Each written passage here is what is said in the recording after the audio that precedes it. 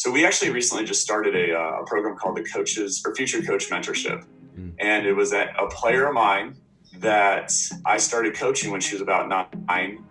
She was at the point of quitting soccer and had a coach interaction, not a good situation. And fast forward, she became a U.S. licensed coach at 16, became an assistant coach for a NPL and state league team by 17, the assistant coach for that team. And, she had said when she had an injury that took her out of playing, that the mentorship or the being a coach is what made her happy. Hi, I'm Jeff Garofalo, and this is my childhood friend Scott Wright. We have accomplished a lot together, and it is our passion to spread the good word of sport, togetherness, and competition. We are so excited that you decided to join us today for another webcast of Coaches Talk Coaching. Welcome to Coaches Talk Coaching. I'm Scott Wright. This is Jeff Garofalo. And our next guest is a great leader, a LaLiga Level 1 certificate holder, and the owner of Quick Touch Soccer Development in Columbus, Ohio. Please welcome our friend, Coach Joe Pennell. Pleasure to be here today. Awesome, man. Well, for the people that don't know, Coach Joe and I and Coach Jeff and I, we all met each other on the LaLiga Level 1 course. What an experience, man. Yeah. Did we, until I forget, did we meet at the level 1 US or was it Spain? Or I think we met at the level 1 in the US first, but then once we went to Spain, that's when we got more interaction because there was a large group in Chicago. I think, right? Awesome. So, talking about QTSD soccer, I know you've really integrated, the La Liga tactical concept and as part of that. But could you tell us a bit more about what QTSD does for what it does? Yeah, so Quick Touch Soccer Development, QTSD for short, is my personal training business that has been in existence for about 7 to 8 years now. And we all know we're in the soccer environment and there's lots of coaches, a lot of personal trainers and ex-players and stuff like that. But we really approach soccer a little different. We approach it almost as if we're using it like a tool or some kind of like a lens to help players thrive in life. And our motto is helping them thrive in life on and off the soccer field. So we use soccer as a tool. It teaches a lot of lessons and that goes into our curriculum. You can teach players how to dribble and shoot and pass.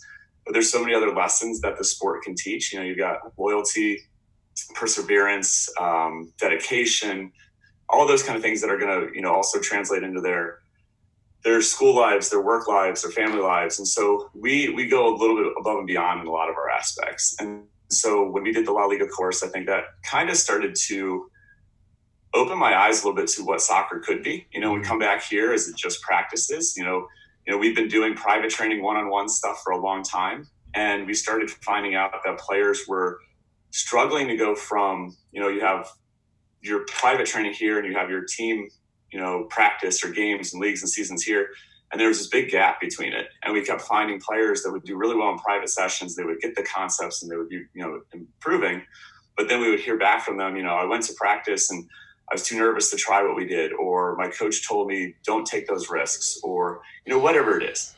And so where we started shifting probably in the last year or so, two years, La Liga had a big piece in this, is that gap. Like, how do we fill this gap? How do we help players not jump from one perspective to another, but more like give them a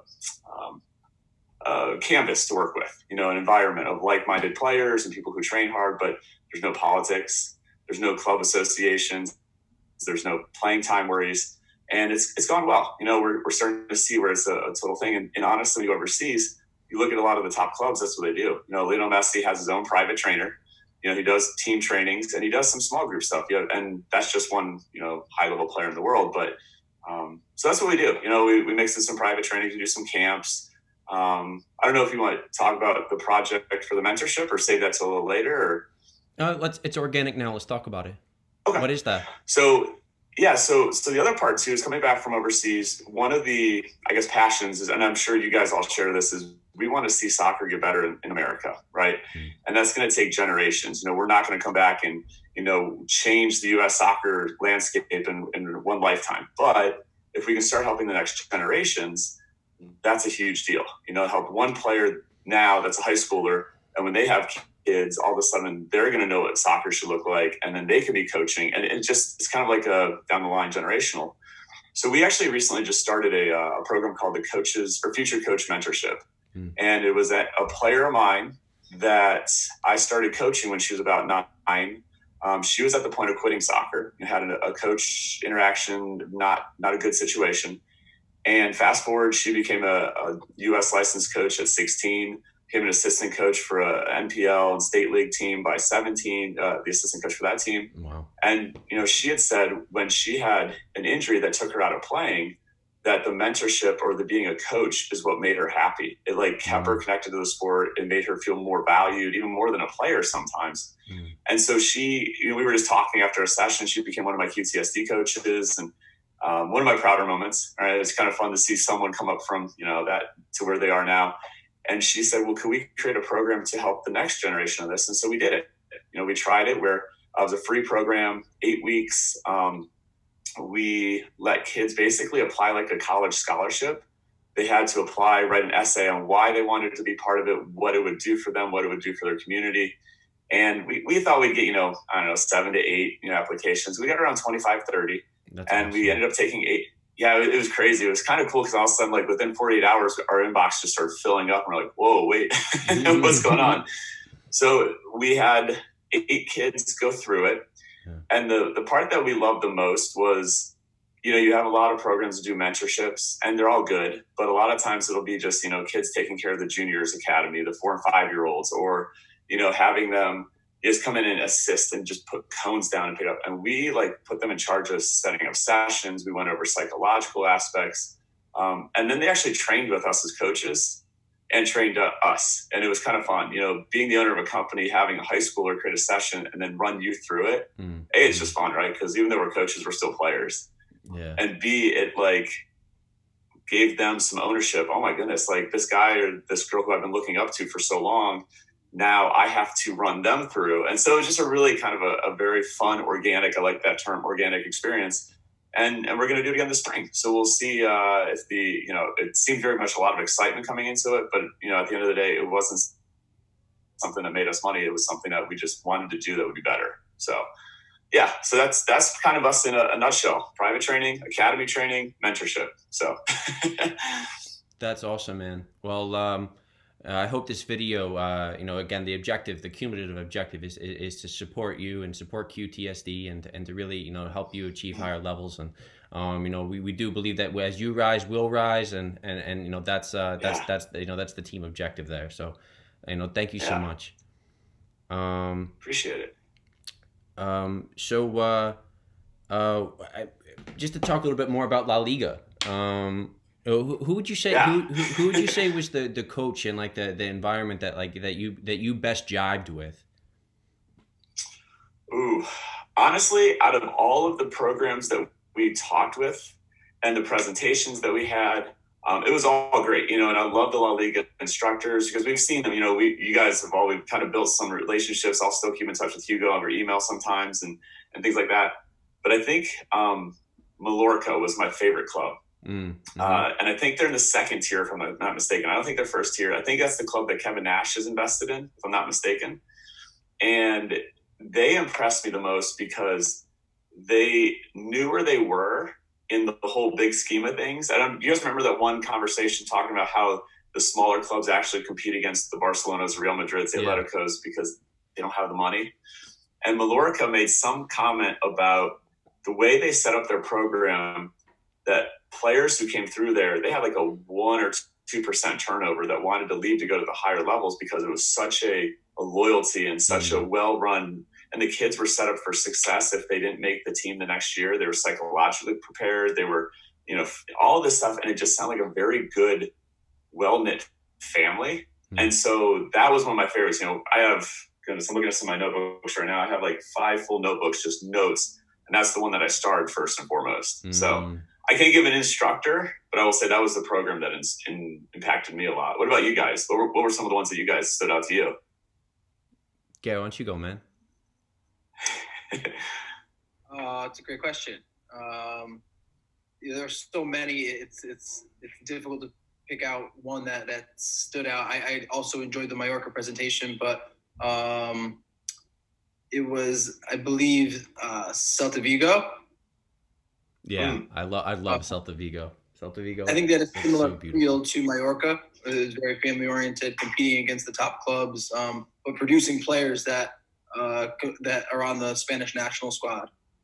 So to know that their grassroots program is the most important, and to continue to hear that their top coaches are there, and it's the most important part, their foundation of everything.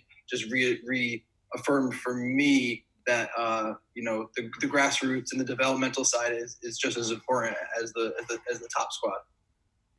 Yeah, I love that. What about you, Scott? You're on the spotlight on you now, man. Bro, I really loved Gary. Like if we're just speaking about anyone in particular, Gary for me just like they were all great.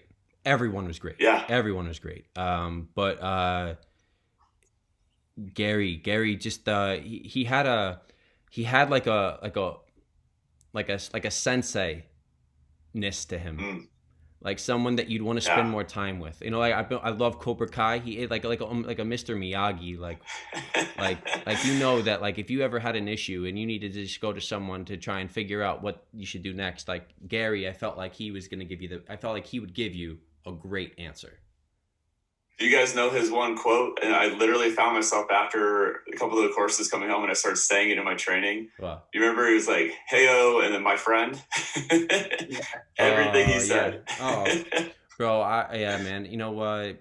I love martial arts and Bruce Lee, and Bruce Lee says that if you want to grow, echo what you hear, mirror what you see, and it essentially like mimic what you want to be, essentially. Yeah, I like that. Yeah. So okay, there you go. He did a good job. Yeah. All right, man. Well, I think that takes us right to our fire question round. That's all right with you, Coach Gare? Yeah, let's do it. All right. Joe, thanks so much for joining us this week. I think you're the first person outside the state of Connecticut to be on our show, man. So that's there we go. There we go. I'll get some travel miles or something. Yeah. And this meeting at the LaLiga course, and I think we were able to connect and collaborate, having the same values and thoughts on the current state of United soccer in the United States. So thanks so much for joining us today. But going into our fire question round, question 1, Coach Joe, how have you transformed soccer in your area? I would humbly say that I've aimed to make changes on individuals first, knowing that that's the best place that you can reach them. And the goal of us is to, the goal of our company is to, if I could quote it down, to be reestablish passion where it's been lost.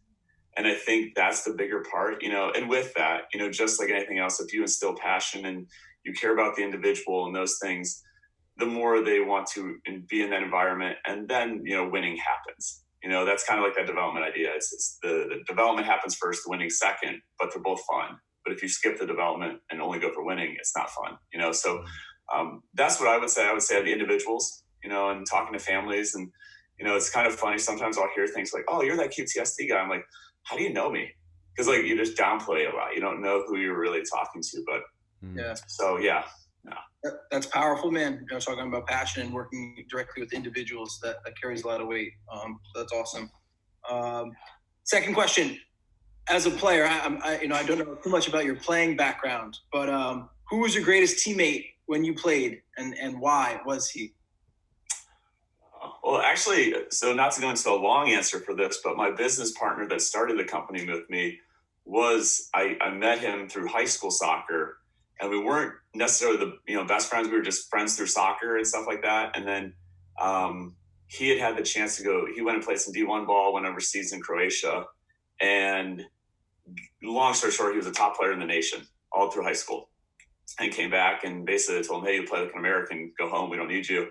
And it kind of shifted our thoughts. And then at that time, I was already starting some of my coaching career. And then we kind of we're training partners, those, you go through college and everybody's going to parties and stuff. And we were those weirdos on the soccer field till midnight at night.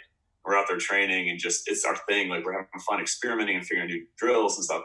So his name's Nate Booker. And so he was my business partner in the company for probably about 3 years. And then he moved cross country for another business venture. But he's still, one of my best men in my wedding, some stuff like that. And he inspired me to look at soccer differently. To use, we've talked about that Matrix idea of the movie, right? Mm-hmm. Look past it. Don't see what you see on the surface. And that completely changed how I see soccer. And so, I would say, and again, good friend, we talk once or twice a week and, compare soccer in Arizona versus Ohio and stuff like that. So that's really cool, man. To have someone like that to be able to relate and grow alongside him reminds me of a similar fella that's on our Zoom. Fun question, Coach Joe. What is your favorite movie? I would have to go with, I don't know if everybody hears, it's either Boondock Saints or Green Street Hooligans. I got to go with one of those two. Love it. Great pick, man.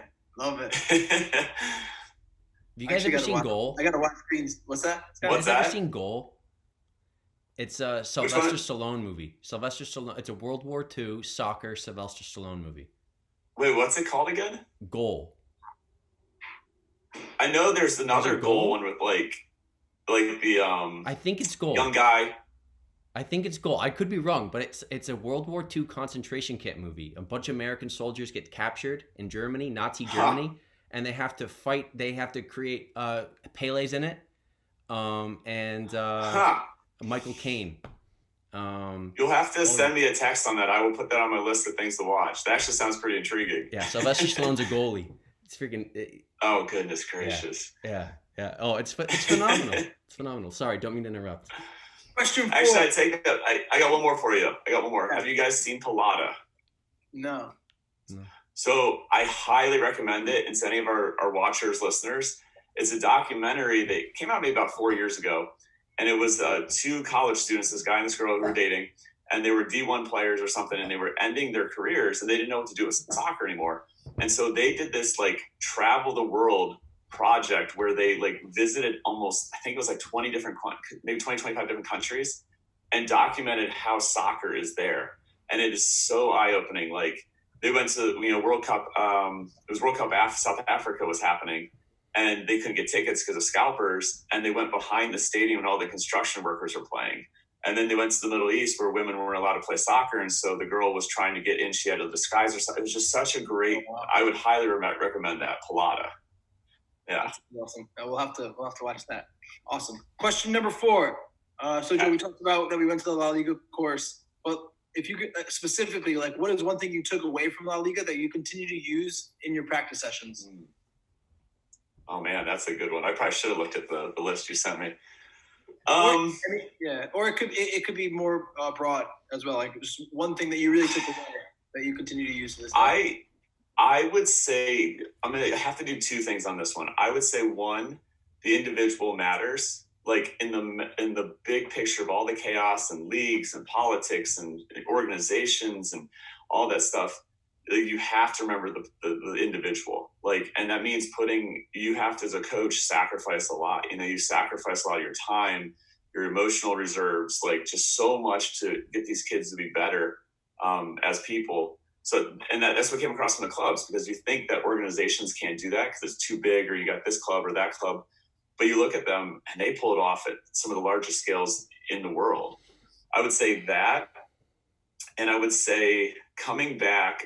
Well, I'll tell you the first thought. First time we went to La Liga, and Gary said this. We paid all this, financial commitment to go. And we're like, all right, they're going to teach us how to coach like La Liga, and we're going to be like Spanish. And Gary literally, I remember him saying, he goes, I can't coach you to be Spanish. And I was like, wait, what? I just spent how much money for you to tell me I'm not going to, Yeah, but man. It was a thought, right? It was a thought process that even though the system back here in America, let's be real, it's broken. It's broken. There's too many organizations going too many different ways and money. We still can make a difference at our bubble of influence. And that kind of gave me some more power about it, because I came back a little depressed at first. I was like, dude, there's so much good stuff happening overseas. And why are we as Americans either putting our head in the sand or whatever term you want to use? That bothered me. But then coming back, that has stuck with me and has helped me stick to when you come across a hurdle, somebody says, you can't do that program, it won't work. And now COVID just came out. You won't make an academy work. Really? Look at our numbers, look at the kids coming out, look at the level of players training. So that's the other part that stuck with me, I think. Awesome. Yeah, I'm right there with you on both of those. There's so much to take away, but yeah, thanks for picking out those two. I know it's difficult. Last question, Coach Joe. What is your most memorable moment as a coach? I would say the two. Well, again, man, I'm breaking your guys' rule. I'm going to use the answers for everyone. I would say my most memorable was that one player that I had coached for a very long time getting hired on as a coach for me. And for me, like, it was weird because you're like, oh yeah, I've known this player for so long. And then now she is a licensed coach influencing the next generation of players. And it's kind of like seeing that torch getting passed on. And then my favorite moment, I'm going to throw a LaLiga one back at you guys. Do you guys remember the night we went to Atletico's training fields and we were watching the training sessions, I think, and then you looked over the other edge of the risers of the bleachers, and there's that little street soccer game going on with like the 3 and 4 year olds or like the 4 and 5 year old kids. That was one of my favorite things the whole time. And then if you remember, before we left, a couple of us, I don't remember if you guys jumped in too, we went over there and started juggling with a couple of the youth players. And like, they didn't speak our language, yet we were sitting there juggling, and it was like we still spoke the same language. So that was one of my favorite parts out of everything. Yeah. So, yeah. That's really cool to hear. That's awesome, Joe. Thank you for the fire question round. Coach Joe, if there's anything else you'd like our listeners, our players, our parents to hear as we wrap up today, go for it. Yeah. I guess if I could sum anything up from I'm super thankful to be on this podcast, having guys like you guys doing this kind of thing. It's a big deal because there's so much noise out there that I think parents and players and even coaches, we get a little bit lost. And I think bringing voices like ours into some kind of a communication helps. They may hear something that clicks. If I was to give a message to each of those three, I would say with players, like, no matter what, find out what your why is for soccer, because at some point it's going to get taken away from you. You're going to have a coach that you don't enjoy or an injury or something. You have to find your why and stick with it. Otherwise you won't last throughout soccer. I've seen it happen. Parents, I would say, listen to your kids and don't tell them there's no real definition of success. And I think parents have to, sometimes we'll hear parents that are, I'm so happy for my kid because they went to this tournament and they have something to talk about at the water cooler, but that's not really the kid. And I would say just, let your kid develop at the stage they're at, but listen to them. Don't just assume your success is based on how well they do. And the last part for coaches is get your education. Like, the easiest way I can say is if I coach the way I was taught when I was growing up, it just recycles all the problems. And so we have to be constantly re-educating, constantly, making connections like we have here so that we're always ahead of the changes. The kids nowadays, and oh man, I sound old when I say it that way. Kids in the generations now, the things that we used to connect with doesn't work for them. And so we as coaches have to learn. If I've had I coach U19 girls team, and every time I make a comment about social media, they make me look like an idiot. They just look at me and go, that's not what Snapchat's for. I'm like, stop it. But we have to educate ourselves, to be relevant. So, yeah.